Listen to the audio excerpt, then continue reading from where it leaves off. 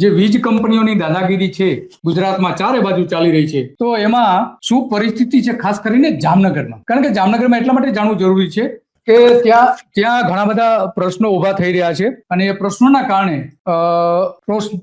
કારણે પણ લોકોની સમસ્યાઓ ઉભી થઈ છે. તો આપણી સાથે જોડાઈ ગયા છે રામદેવભાઈ ઓડેદરા, કે જે આ બધી જ વાત કરવાના છે અને એ બધું જ કહેવાના છે કે ખરેખર શું ચાલી રહ્યું છે અત્યારે જામનગરમાં.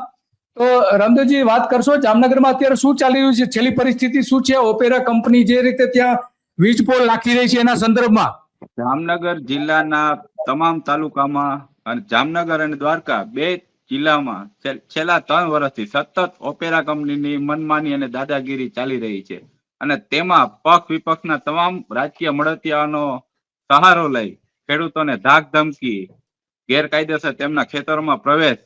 તાજેતરનો તમને દાખલો દઉં, ગલ્લા ગ્રામ પંચાયતે તેમની ગેરકાયદેસર પ્રવૃત્તિ અને ગેરકાયદેસર કામો વિરુદ્ધ 2 નોટિસ આપેલી.